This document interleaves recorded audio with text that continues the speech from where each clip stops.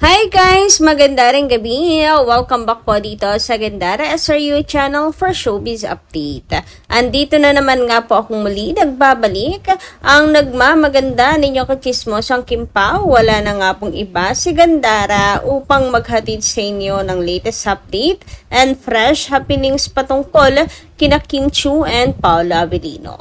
And para po sa gabing ito, ang tatalakayin nga natin at mag-uusapan ay ang update pareho nila Kim and Paolo. Yes, sabay po silang nagparamdam. Ganon din po kung ano naman ang say ni Paolo Avellino ngayon sa pangbabatikos na nare-receive ni Kim Chiu ngayon. Ayan, daming naghahanap din ng mga fans kay Paolo Avellino. Pero bago po tayo magpatuloy, sa mga hindi pa nakaka-subscribe sa ating channel, paki-click lang po tayo ng ating subscribe button at notification bell na nandyan sa baba para mag-i-updated po kayo at ma-notify tuwing may bago po tayong chika at balita hinggil sa Kim Pao. Basta po mga balita na may kinalaman kina Kim Chiu and Paolo Avellino, sagot na po natin yan. And ngayon nga pong gabing ito, unahin natin na pag-usapan ang tungkol sa bagong update nila Kim and Paolo para po sa lahat ng mga fans na gusto pong sumuporta sa Chow Fan Run. Ayan, para po makaregister sa lahat ng gusto pong mag-support dito sa hashtag Chow Fan Run 2025, medal reveal, may pa-medal reveal. Sila 40 years. Chowking 40 years na. So, dito po kayo mag-registered. Punta po kayo sa IG nila Kim and Paolo. Sa FB rin po meron. I-click nyo lang po yung link para makapag-registered po kayo. So, sa October 11 po yan, ha? Sa SM Mall of Asia Ground. So, ayan, sabi nga po dito ni Kim, tara, let's run. So, si Kim and Paolo po nag-repost ng update na to. Ayan guys, supportahan natin yan ha, October 11. Anyway, ngayon naman pinag-uusapan po ano kaya ang say ni Paolo Avellino sa mga pangbabatikos na nare-receive ngayon ni Kim Chiu. Yung mga feeling perfect Chan.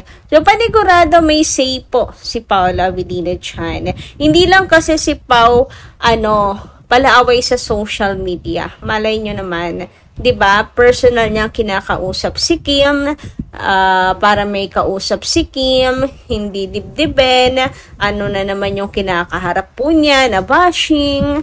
Lagi po kasi talagang cyberbullying po ang nangyayari lagi kay Kim Chiu. Ang laging banat po sa kanya, palibhasa wala po silang mabanat. Wala naman po, di naman kasi makalat na artista si Kim, 'di ba? Wala naman po 'yan nakakaaway. Sa pagiging hindi daw graduate, wala daw pinag-aralan. Yun lagi yung kanilang ibinabato kay Kim Chiu. Actually, nakakatawa na lang yung mga nagsasalita kasi sila yung mas nagmumukhang walang pinag-aralan sa inaasal po nila. Hindi ba? So, panigurado si Paolo nandyan po sa tabi niya. Si Paolo nandyan lang to comfort her and isa sa magiging source of strength ni Kim Chiu. Kasi usually ganun talaga, 'di ba? Dapat meron pong isang tumatayo na malakas at matibay. Samantala, sabi naman ni Ma'am Shirley Aloloy, magbasa naman po tayo ng comment sa mga nagdaan nating mga update. Shoutout po sa inyo at maganda ring gabi sa lahat din po ng nakikinig sa atin ngayon. Maganda ring gabi. Ano daw, walang pinag-aaralan si Kimi? Siya may pinag-aralan nga. Siya may pinag-aralan nga. Bastos naman. At hindi masaya sa buhay. Kasi wala silang kung anong meron si Kimi ngayon. Sarap nyong kulamin, mga basher kayo. Grabe naman nga. Yung gigi ni Ma'am Shirley, talaga namang kinukuha niya yung pika niya. Yung pasensya niya. Konting-konti na lang talaga. Pero I agree. na itong mga taong ito ay naiinggit lang sa kung anong meron ngayon si Kim Chiu. Kasi alam nyo guys, kung meron sila, kasi 'di ba, they claim na sila may pinag-aralan.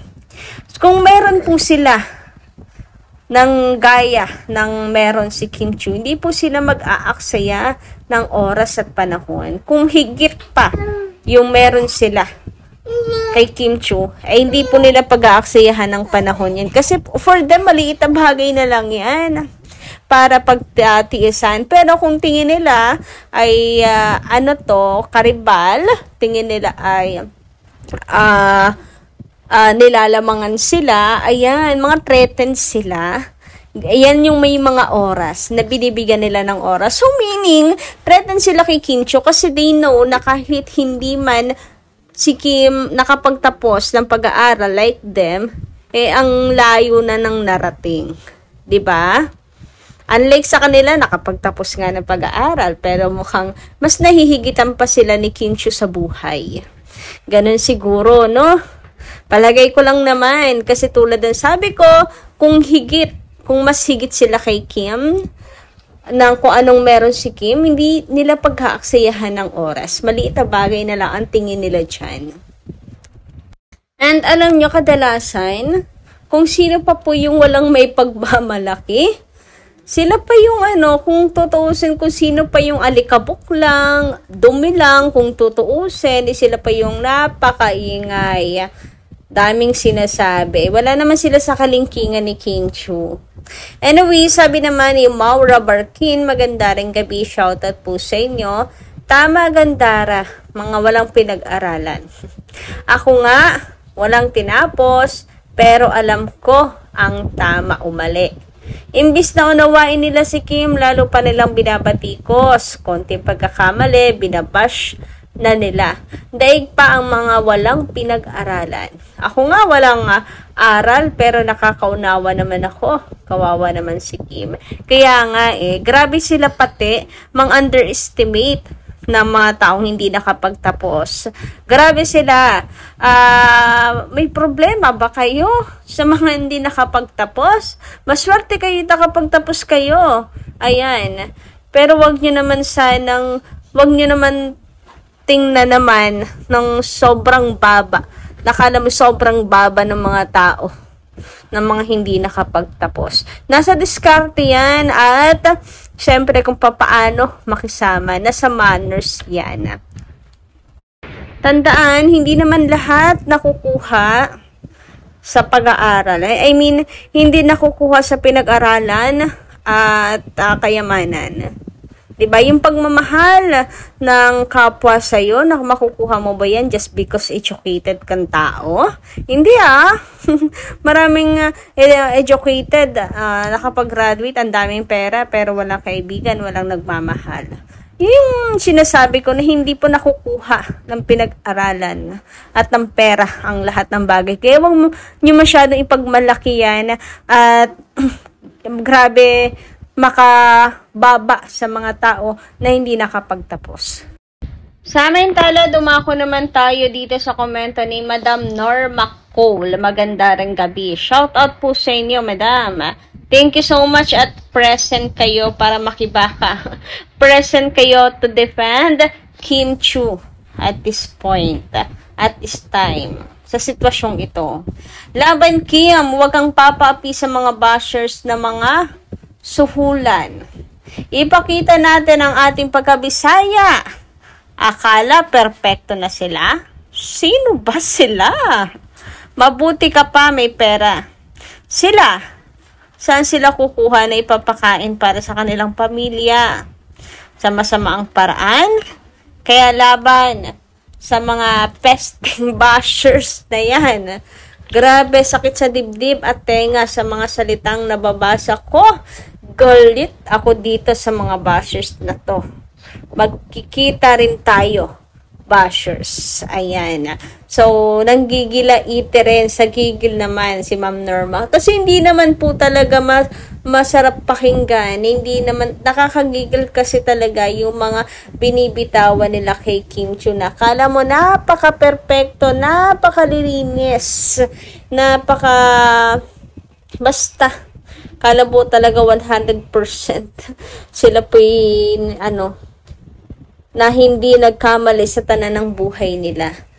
Hindi sila makakarating sa kung nasaan sila ngayon kung hindi dahil sa kanilang mga karanasan at pagkakamali din. Diyan tayo natututo, di ba? Pero grabe, ang liit na bagay lang nito compare sa ibang issues ngayon sa Pinas. Ay naku, nakakaloka talaga. Anyway, hanggang dito lang muna ang akin pong update. Maraming salamat po sa inyong pakikinig. Kita-kits muli sa susunod po nating mga chikas. Marami pong salamat.